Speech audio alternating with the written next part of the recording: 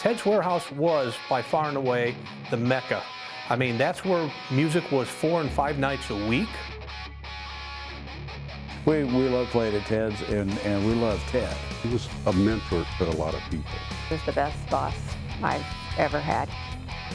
He had this vision of, I could open a place and have, best entertainment in the state of Illinois. It was definitely a place to go see a band. There would be people who were from town. There would be college students. People would come from Champaign and other areas just to see the band because he would bring them in from everywhere. It did feel a lot like a sense of community. It was like we were all in it together to have like a great time. A lot of good times, a lot of good music, a lot of things probably shouldn't talk about.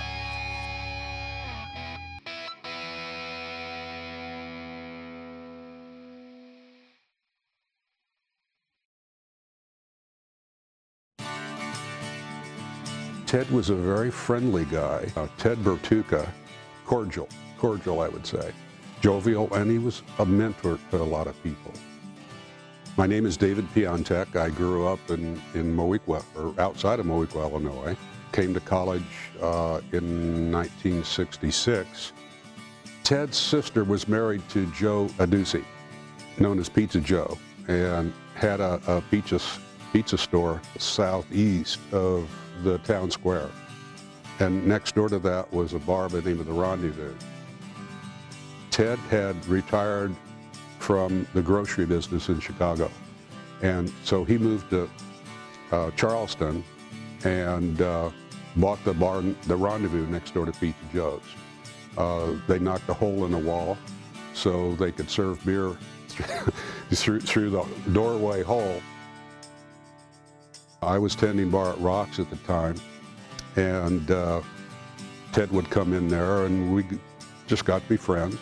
A few months later, he recruited me to come to work for him at the Rendezvous. He wanted two things. He wanted to turn the Rendezvous into a college bar.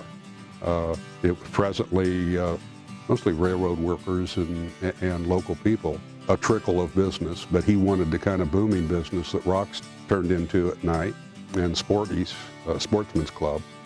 And so I came to work for him.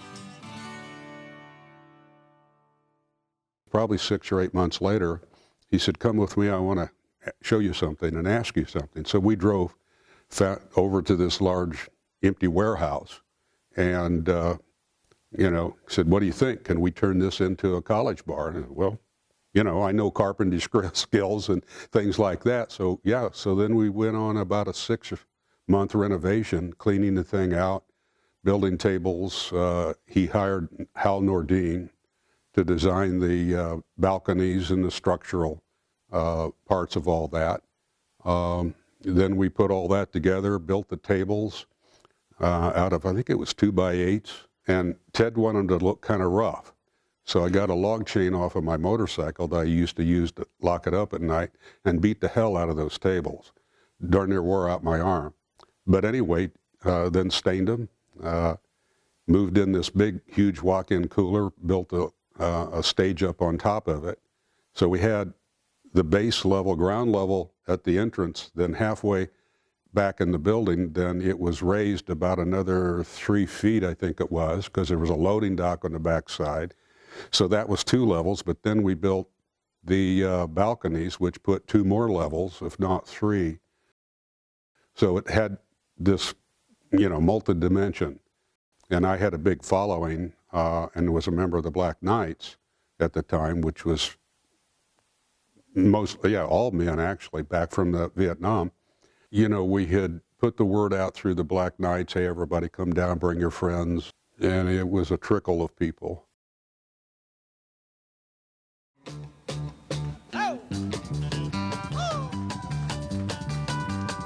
Well, I stopped at a roadhouse in Texas, a place known as Hamburger Dan's.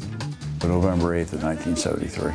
That was our first gig at Ted's, and that was not too much after we've actually formed the band. My name is Bruce Horn. I played bass with Timothy P. in the Rural Route 3, starting in 1972 and going through about 1990.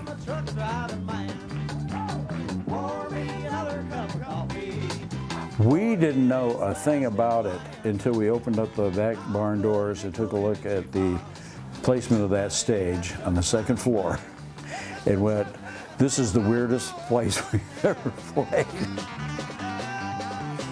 It was really tough on the bartenders because, you know, you carried big PAs with you back then, and they always set them right at that corner where the bartenders were. But it was, we were kind of the first hippie country band at that point. We were playing almost strictly traditional country music at that time. We were kind of an experiment there that worked. I noticed that we got booked right away back in, and we played there for almost up till the, well, I think till the end when I quit playing with Tim.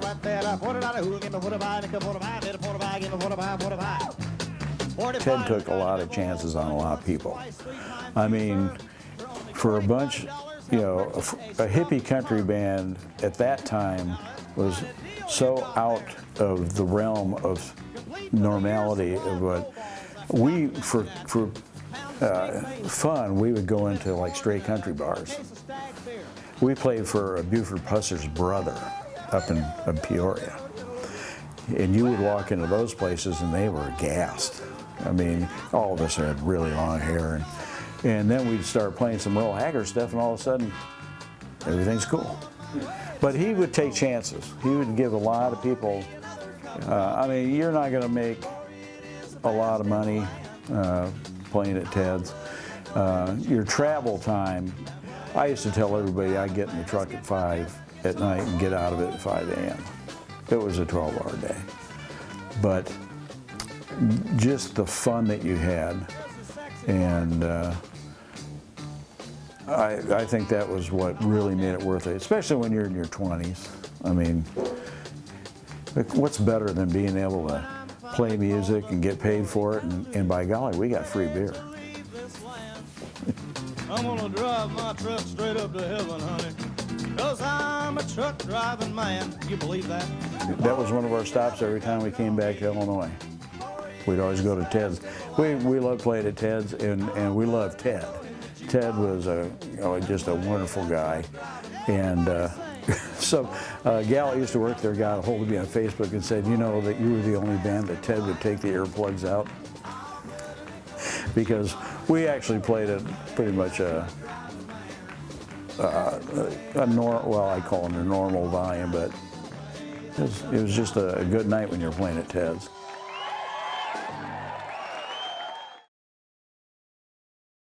Well, Ted had bands 3 nights a week, maybe even 4. He had, of course, the townies, that always showed up, and a lot of bands would draw a certain kind of crowd, like Timothy P. and Roll Out 3. They would draw a lot of townies, but they'd also draw people who like country and Tim's style of their style of music. Eargasm would pull in the heavy-duty rock and rollers. So we were classic rock for the most part and country rock. So we had a cross-section demographic that would come in. My name is Stacy Doty. I'm from Charleston. I've lived here all my life. Was born and raised about a block and a half from Ted's, obviously before Ted's became Ted's. I started playing at Ted's with a band called Fire Creek. I think we only played there once or twice. That was in the mid-70s. And then I played in a band called Whiskey Jack, and we had a female singer. Well, actually, we had 5 different ones over a period of 7 years.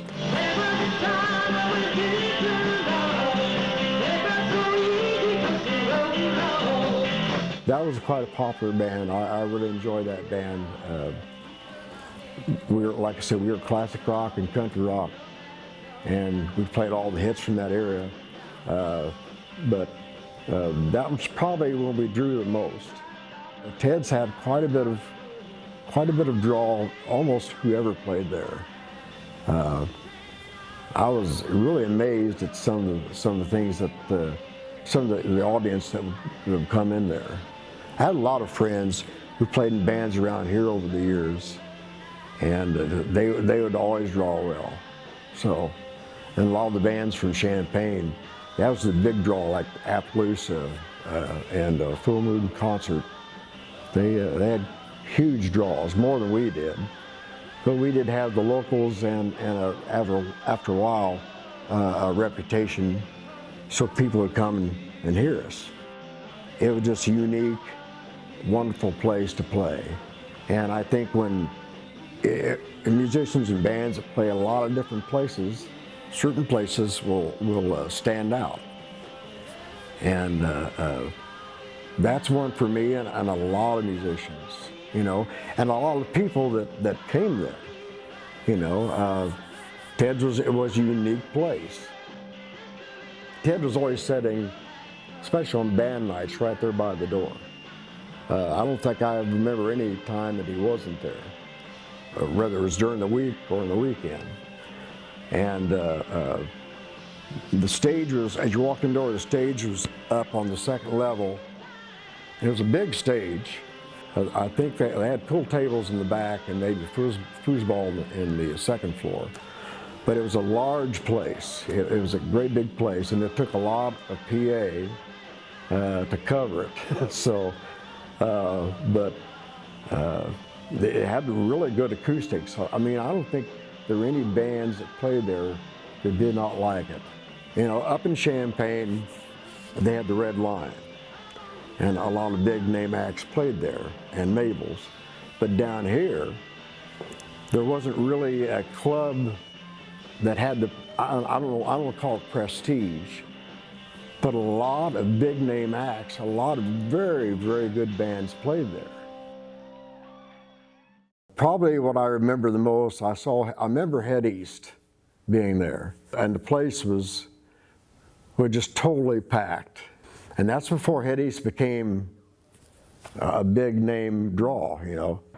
These are just some of the memories that many of us shared at Ted's Warehouse. Here is Coal Kitchen, Skeezix.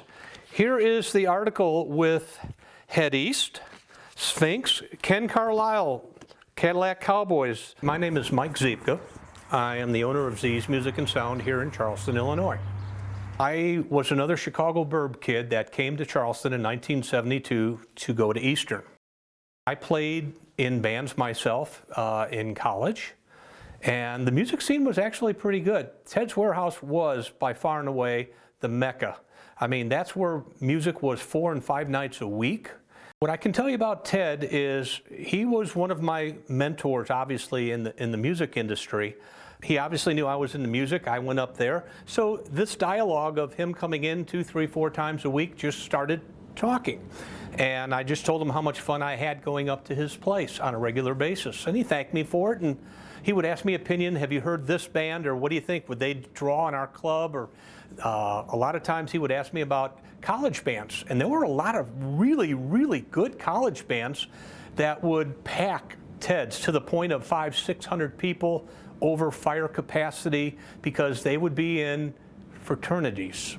So the fraternities would get their people out, the sororities would come out, and it was just pretty much a fun-filled evening where people could get together, dance, listen to live music, and just have a general good time. It was interesting because a lot of these small towns would have their own bands, and then those people would come.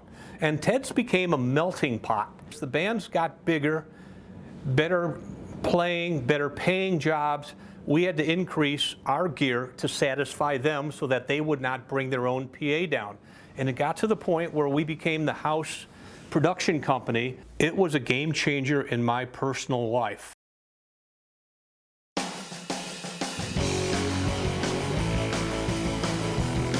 Wednesday was always really special for most of us college students because quarter beers, quarter hot dog, and quarter popcorn. So you could go up to Ted's for $2, listen to live music for 3.5 to 4 hours, have dinner, have some drinks, meet your friends, and have a wonderful time. Typically Thursday night, for some reason, it appeared to typically be the college. Ted would bring in, like, there was a band called Shadooby back in the day. And Evan was the front man. He was a great harp player. He would hire 3 or 4 horn players from the university jazz band, and they would have this core band that they would have these horn people coming in, and they would just pack the place. Friday and Saturdays, I would say typically would be the bigger bands on both of those evenings. A lot of Champaign bands. And there was a circuit back in that day. Bands would play somewhere in Chicago, then they would go down to Scotty's, which would have been in Bloomington. Then they'd go to Champaign and play like the Red Lion. And then they'd come down here and play Ted's. And even some went down to, I think it was called Hangar 9 in Carbondale. So there was a circuit that a lot of the bands would play and rotate. I mean, you had people like Cheap Trick play there.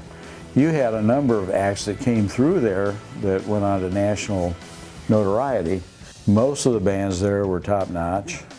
We were working in a band called Bruce Hall. It was Bruce Hall band was playing, and REO Speedwagon called and asked Bruce to join their band as their bass player. And he said yes, of course. And then that night Ted opened up the bar and we partied till daylight. Hi, my name is Kevin McKee. I live in Mattoon, grew up in Charleston. First I was a bouncer. You know, I had to get flannel shirts because that was part of the dress code. You had to wear a flannel shirt with a tie. So he had plenty of ties. He goes, just come to work with a flannel shirt. Yeah, walk around, pick up glasses, empty glasses, and eventually they started letting me bartend. And before I knew it, I was pretty much a regular upstairs. It was a lot of fun. I mean, I really enjoyed myself. There were some hard nights where you really worked your butt off bartending. I mean, you were nonstop. They had like probably 6 waitresses working in the building, so you were constantly getting orders. Ted was a heck of a guy. If you were good to him, he was good to you. For my birthday, I was going to be 21. He gave me 50 free passes and let me pick the name, what band was going to play that night, because it was going to fall on a Saturday night. And I thought, for working for a guy to do something like that for you, you know, he just pretty much gave me a $50 birthday present, you know, and let me pick the band. I thought that was pretty cool. Ted was a great bar owner to work for, not only if you were an employee, but if you were a band playing in his club. My name is Bill Pollard, and I was an employee at Ted's from 1985 until 1989. He hired me as a doorman there, and you know, I performed several roles, doorman, sometimes I was behind the bar, and I just remember thinking it was such a unique place. There was nothing else like it in Charleston, you know, with the second level and with the band up above, and you could see the bands from the dance floor, and then the way he had strategically placed mirrors so that, you know, even the folks at the front door could watch the band, because obviously we're looking at them sometimes through the mirrors so we could see them, but it was really, really cool. When he closed, right, as long as a manager was there, he would let his staff stay, because, you know, we were working all night while everybody else was having fun, and so he allowed us to stay a little while and have a little fun ourselves, which was really, really cool. He treated everyone so well. I remember an incident when I was behind the bar. It was in the, I don't know, it might have been 86, 87. The movie Cocktail was out, right? So everybody behind the bar wanted to be like Tom Cruise in Cocktail, right? So I'm behind the bar one night, the main bar, and I grab a brand new bottle of Jack Daniels, and I pour the drink, and then I went to flip it, and it did 3 or 4 beautiful flips, hit my hand, completed it, and then it slid right through my hand, broke all over the floor. I looked up, and I saw Ted at the front door going like that. So I walked over there, and he looked at me and said, "That was very nice. Don't ever do that again. Now go clean that up." You know, he was a very good businessman. He knew what his business was. He knew if he rang up X amount of money in the register, then we should have gone through X amount of liquor. Rob Patterson, I worked up at Ted's from October of '88 to about August of '92. during that time I was bouncer, assistant manager, and manager. Every Sunday morning he was in there, him and Mike Malone, and they would go through and they would count the empty bottles, and he would know just by how much it was ring up if the bartender was overpouring or giving away too many free drinks or something like that. We never fired anybody, but if he thought somebody was giving away too much, he'd move them to a different, the downstairs bar where you could see him, or he would say, hey, put them on the floor, don't have them behind the bar anymore. So part of my job as manager, if we were slow, he would call me down and he'd have me take his truck and drive around town and count how many cars were in the other parking lots to see, was it just us that were slow or was the whole town slow? What was going on? And so you'd have to write down how many were, and it's like, oh, they're having a good night, oh, not so much. If we had a really big night, Ted always do a little something extra in our paychecks on Mondays, or if it was if something was going on, he'd pull out a bottle or do something. It used to always be, hour after close we could drink, and then if it was a really big night, he'd let us stick around an extra 15, 20 minutes. And a college student, that was a lot. He was a very generous man, a very generous man. And if the band had a really good night, it was not uncommon for him to slap another $200 or $300 and say thank you. And so obviously if somebody does that to you, that kind of puts that place ahead of some of the others because you got paid well and were respected. I think that was the big thing, is everyone respected Ted. I had actually approached Ted and said, hey Ted, in the 2.5 years in between high school and attending college, I worked on the trading floor of the Chicago Board of Options Exchange. And I met several people that played in bands, and I said, they're really, really good and they're really big around Chicago. I said, what if I got a demo tape, would you take a listen to it? And Ted was like, yeah, sure, I'll take a listen to it. At that time, the band's name was WEIU, and they changed their lineup. A couple years later, became Smash Alley. He set it up. He told us about it. We're like, all right. Yeah, we'll go do it, And then once we played Ted's, we're like, wow, that place was freaking awesome. I remember the first time they played here, they had over 600 people in Ted's. And again, that was, I'm sure, because of, all the word of mouth, the articles in the Daily Eastern News. After their first show, Ted was obviously very happy with the crowd that came. 600 people was a really good crowd, particularly for a first-time band. So normally after that, they would come down and they would play a Friday and a Saturday night. We always knew we were going to have a good time going to Ted's because Ted set the table for it to be that way. I've been through those times. There were some gigs at the end of the night where I'd settle up on the other side of the desk with the person who was working at the club, and there'd be 2 .38 caliber weapons pointed in my direction as the money was being counted. So it's kind of hard to dispute the door count. So Ted was not that way. He was always super fantastic and really tried to make going down to Ted's a great experience for all the bands so that we continue to want to do it. And then after a couple of shows, they even brought a local radio DJ with them, a fella named Ralph Rasmussen, who I got to know through those guys. As Smash Alley and WEIU played, and Ralph came down and would talk about his weekend in Charleston on his radio show, usually on Mondays. And I can remember one radio show where he talked about, if you're getting ready to make a college choice, you want to go to Eastern Illinois because there's this place down there called Ted's Warehouse. And, he was just talking about what a great time he had, that weekend coming down with the band. And, it was really, really cool. And the word got out. And now all of a sudden, all these other Chicago bands wanted to come and play at Ted's. Once we played down there, a lot of bands from Chicago started coming down. We brought a lot of the bands with us as openers, and they went on to headline the club. So we were proud of that. It was not like a, you know, an ego thing, like we're the best band of all time. You know, we just really enjoyed doing it, and we really enjoyed the fact that because we had so much fun, we were able to bring other bands that were our friends in Chicago. We were able to bring them down to play there, and ultimately they would go on to headline and have fun as we were having fun. And that was something I think our band really felt good about.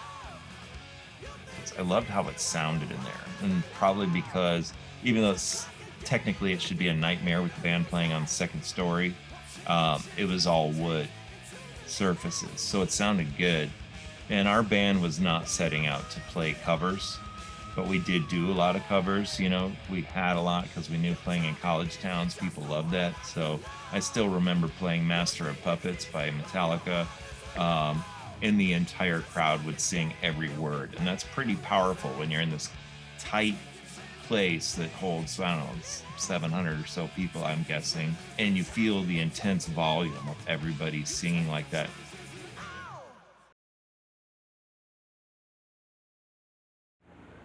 For me, it was my hometown bar. It was just somewhere that I heard about when I was a kid, you know, just always wanted, it was my dream to play in a band someday there. My name's Joe Wickham. I'm a drummer, played drums in several bands at Ted's. I was a senior in high school, 17 years old. I got a phone call from Ted, and he said, "Hey, Joey, you know, I've heard all about your band, heard how good you guys were, but I want you to play. And I know you're not old enough to be in here, but if you play, just stay up on stage. And if we get rated, just tell them you're working, and it'll be all right." And from that night, I could go in there anytime I wanted, you know, see bands, and I got to, you know, start playing. Oh, I think we played there one time 3 nights in 1 week. So yeah, that was a big thing for me. For my, you know, the minute I graduated high school, Ted's was my second home. Heavy metal. We played a lot of Iron Maiden, Megadeth, Metallica. You know, it was a big thing for music, and there was a lot of hairspray, a lot of makeup. But then there was heavy metal as well. But I think Ted was around a lot of bands, and he just seen this. He had this vision of, you know, I could open a place and have, you know, best entertainment in the state of Illinois. And it was definitely a place to go see a band. You know, and Ted definitely respected that. I think, you know, there wasn't really nothing I could say to him that I wouldn't say to anybody else, but he was almost like a dad to me at times, you know. He would be like, "Joey, you guys had a really good crowd," and I would have thought the crowd was terrible. Other times, you know, I think he was seeing things that I didn't, because he sit there at that door, and that guy knew everything going on in that whole two-floor nightclub. He really did. There was a time I was in a band we were called Psycho Slam at the time, and there was a band from Carbondale coming to Ted's to play. And before they got there, the drummer had gotten pulled over. Something happened. He got arrested, and they had no drummer and showed up to Ted's. Ted called me up personally. "Joey, hey, I got a big favor." He wanted me to, you know, come up there and play with these guys. He's pretty sure that I knew the music they played and whatnot. Paid me $150. Came to my house with a couple workers to help me pack my drums up, load them up, take them to his bar. I mean, believe it or not, the band wanted to hire me. They thinking I was better than the original drummer was. But I'll tell you what, man, he was in my house, you know, helping me get my drums out. Well, his workers were, but that's just, I never will forget that, you know. I walked into Ted's as a roadie, Jody the roadie for Luger, because of Joe Wickham and Bob Hiltebottom, Marty Weatherford, and all these other guys. That drove me to put Latham together.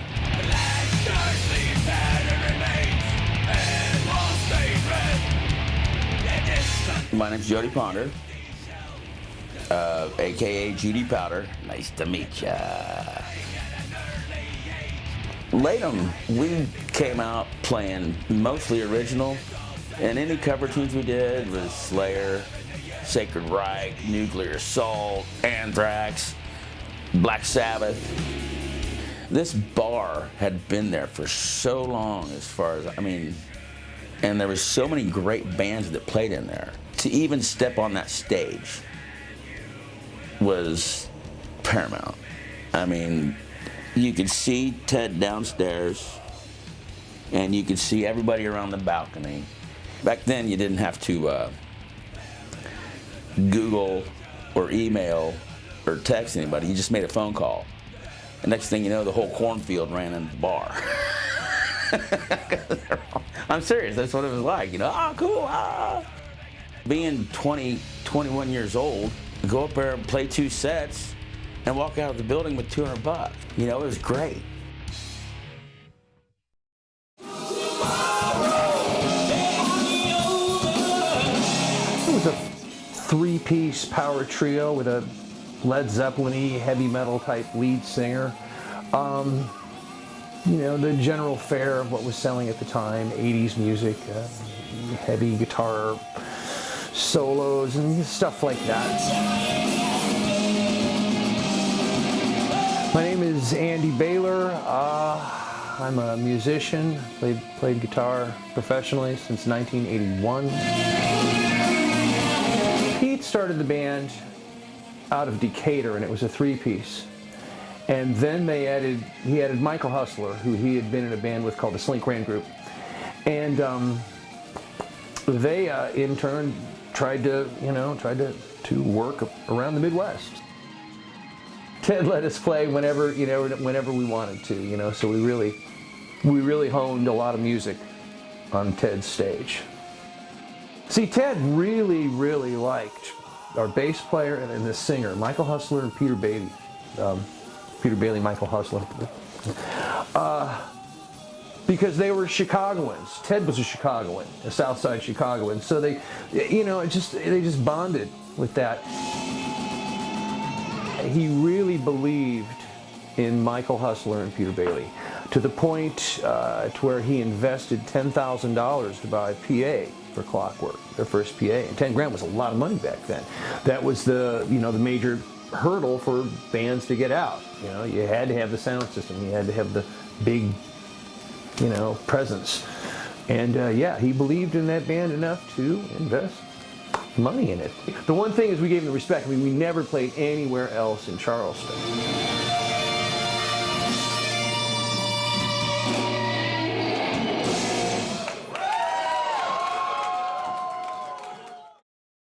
My sister was 11 years older than me, and she had told me about Ted's forever. And then when I was probably around 17, I got to go to Ted's and see the experience and see the bands. And I'm pretty sure the first band I saw there was Clockwork Orange. And I was just blown away by everything that happened there. And I was like, that's it. That's where I want to be. Dave Kirkwood, lead singer of Cheap Thrills and Joker Express. Well, Cheap Thrills started out as a train wreck, and we just kind of gathered people in until we got J.B. Ferris. My name's J.B. Ferris. I'm a bass player. Played in a band called Cheap Thrills, and then later Joker Express. And I was the only one in the band from Charleston at the time, but everyone else, I mean, from all the small towns around, knew about Ted's and then wanted to go, see the bands at Ted's. So, of course, we wanted to be one of those bands that played there. 3-4 years later of slubbing through dive holes, I finally got the chance to take our band to Ted's. And I mean, we thought we made it. We thought we were superstars. I mean, we're playing at Ted's, Eastern Illinois. Look at the house, it's packed. People are getting drunk, having fun. Everybody loves everybody. That was it. Ted's was it. Period.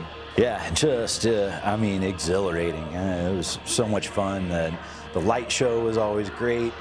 You saw faces here, there, and so, I mean, lots of room to move around. We were always jumping around and thrashing about wildly, so it was nice to have that room to be able to do that. I even smashed a bass on that stage once.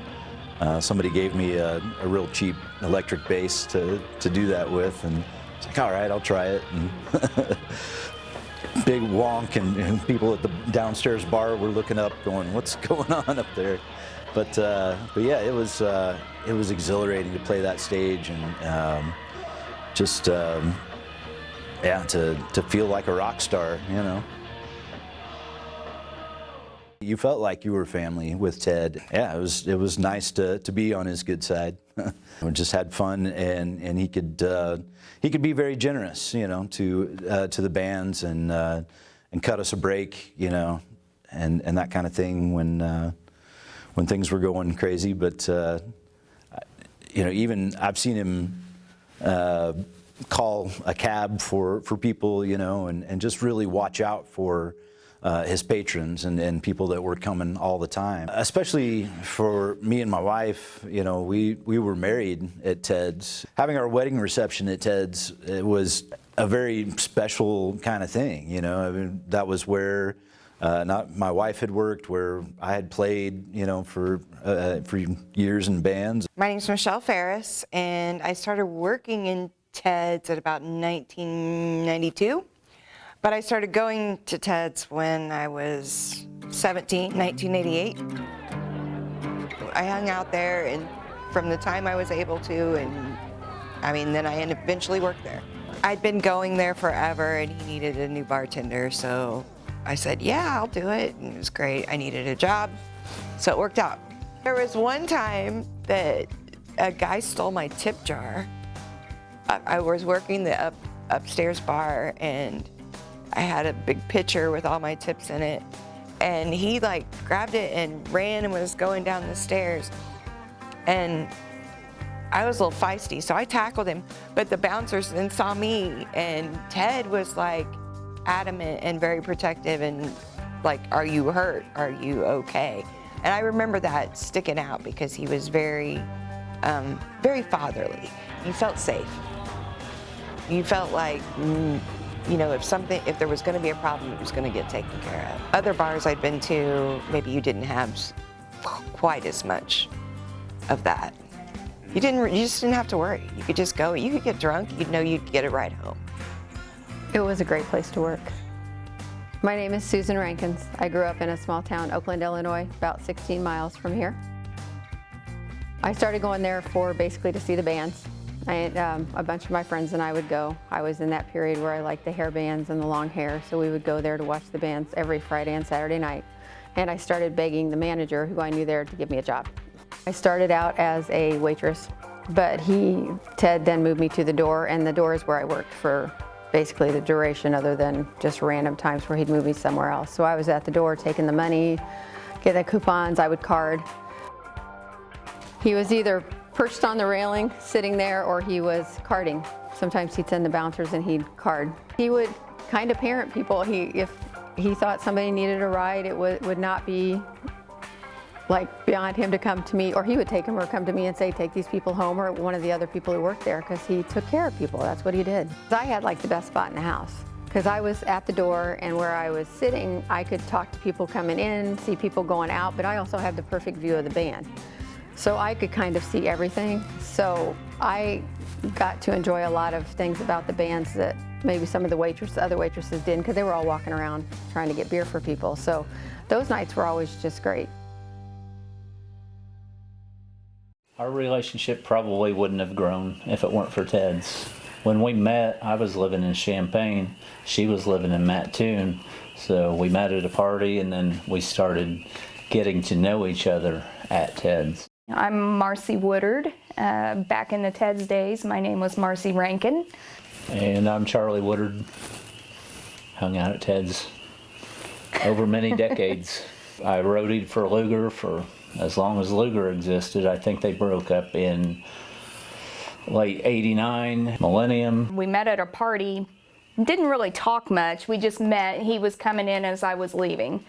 And the next week, he was at Ted's, and so we started talking, and then we just kept seeing each other at Ted's and got to know each other a little bit. And by the end of the month, we had had our first date. I had my set of friends that I always went there with, and then he had his set of friends, and there were just a lot of the same people there. It depended on what band was playing. You knew who was going to be there. Yeah, if I wasn't playing foosball, I was on the dance floor.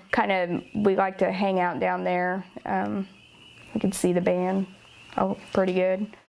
I lived in this little town, and I was introduced to Ted's. There was a friend of mine, his name was Rob Canarum, but he was like the roadie for everybody, all the bands back in the day. And Rob was always trying to get me to go to Ted's. And I'd always heard about this, metal bar and this live music bar in Charleston, and finally got there, and man, never looked back. We would make pilgrimages from our tiny little town, load up cars of people, drive over there for the night, just to drive back. My name's Jody Thomas. I'm originally from Strasburg, Illinois. I went to Eastern back in the day.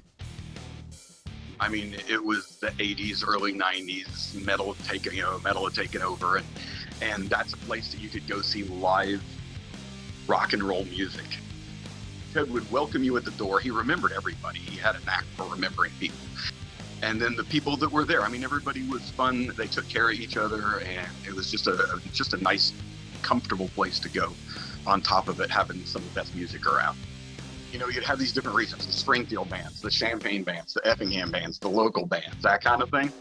But you had Secret Society was always on top of my list. Again, I love Secret Society, Clockwork Orange, Post-War Fords. The Brat Pack was an 80s cover band that was incredible. Third Stone, which was an amazing local band from Champaign. Vicky, Wicket, Joker Express. Can't forget Joker Express. There was Mickey Finn. There was a band called Mickey Finn. I remember them. For Ted, it was always very personal. And so we were friends. I mean, I remember one day before I'd started working there, my car had broken down. I was halfway between Mattoon and Charleston in the middle of the country. I don't know why Ted was there. But he drives by, recognized me, slams on his brakes, gives me a ride, and then loaned me the money to pay for my car because I was broke at that point in time. And he's like, oh, don't worry about it. She'll pay me back at the bar, and that kind of thing. And he was just genuinely interested in the people that he worked at. All the stars aligned, and there was an opening in the bar, and it's like, all right, time for me, Ted let me in. And I'm not the biggest guy, so the bigger guys would always get hired before any guys my size. But I think I showed dedication to the place enough that I got it by default.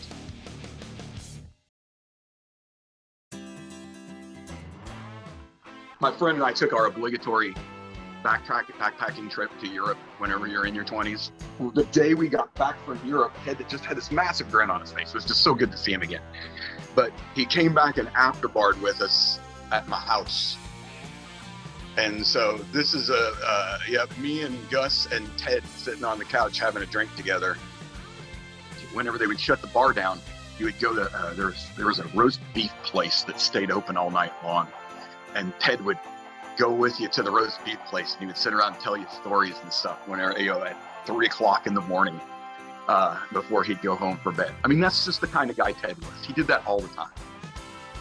Every night, at the end of the night, he would say, he had a microphone system, he would say, you don't have to go home, but you can't stay here.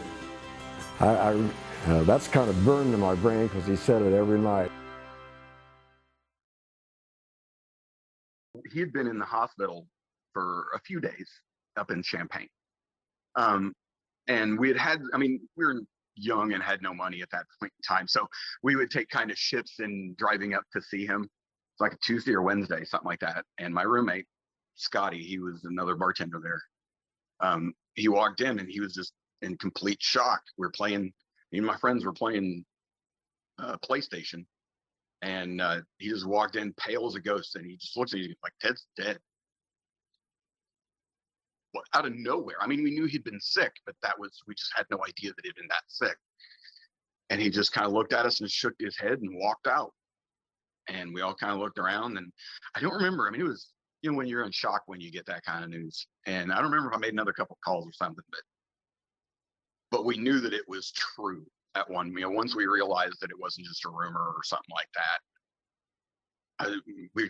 kind of sat there staring at each other for, I don't know how long, it seemed like forever. And I just grabbed my keys. I had keys to the place and went straight up. And I had been, that's what I did all the time, changing the sign. I mean, that's one of the things you did whenever you worked there. And so I climbed up and I think if I remember correctly, Ted loved Jack Daniels. I took a shot of whiskey with me and I changed the sign and I had a shot of whiskey while I was sitting up there by myself with the sign. Cried a little bit. And that was it. This was Ted's wake. Whenever he passed away, I mean, it was like people just gravitated toward the place. And we were all there. And I mean, it just turned into this big wake of people drinking and crying and reminiscing and everything. And so at one point, they put all of the bartenders up on the stage. 2 months before Ted died, I was sitting in a bar called TK Windows in Urbana. And he walked up to me and he patted me on the back and said, "I thought that was you, Jody." And I'm like, "Ted, what's up, man?"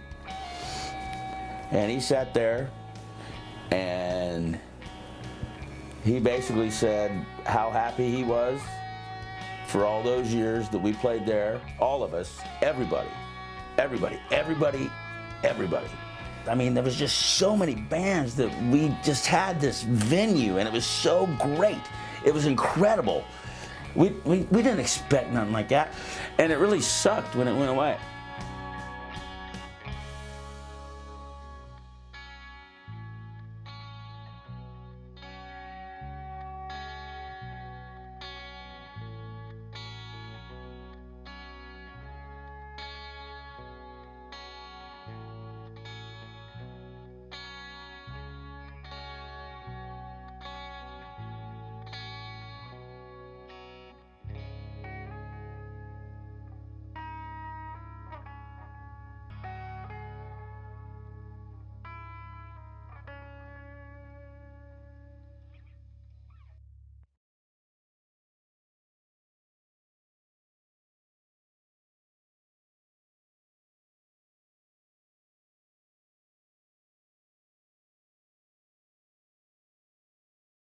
Oh guys, there's Ivory Grand. When I first got on Facebook, I discovered all these groups that were around, and I'm like, well, I'll just make one. And I made that group, and I invited, through my Facebook friends, I invited anyone that I remembered going to Ted's. We invited all of our friends that actually went there, and it's a public group, so those friends started inviting their friends into the group. And I just checked earlier today, and there's over 3,500 people in the group now. A lot of the posts, people will post on there and say, who ever saw this band? And then memories would start coming up. I've seen several posts over the years that people say that they met their spouse at Ted's. Or their ex-spouse, or, for whatever. It brings back their youth. I think that's the main part. There's people that met and got married there, So whenever you would work there, you would get one of these. This is great. I got chills. I got goosebumps every time. This has been hanging in my closet for 30 years. There you go. Some of my lifelong friends right now are people that I used to go there with on a regular basis, and we still keep in touch. And every now and then, like a Bill Pollard will walk in the store and say, "Hey, do you remember when?" You're going to find people all over the country right now that if you mention it, they're going to say, "I got a story for you." I'm 55 years old, and I look back at those times, and we're just scraping by. But at that time, we really just had fun. I think it goes to Ted. Ted was the big part of it because he was there all the time, and you became really comfortable with him, and it was just at a time where people were just there to have fun. There wasn't a lot of the things that go on now, and if you wanted to hear a band and you wanted to have a good time, you went there. It didn't matter where you were coming from, and he welcomed everybody. I just really consider him one of the very best club owners I've ever had to work with, and I've worked with a lot of them. It's really interesting that people still talk about that place that's been shut for 25 years. Because it was quite the deal down there. I wish there was a Ted's again that could have that kind of thing for people to go experience live music, because it was amazing. And just to have that venue. You remember that fondly and you want to go back, and you can't find that magic anywhere else. It just doesn't seem to exist where everyone would hang out, everyone would get along, and it was an atmosphere that hasn't been duplicated. That place had a vibe that nobody can touch. Nobody.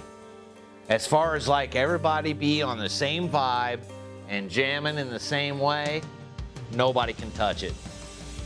That's why it was Ted's.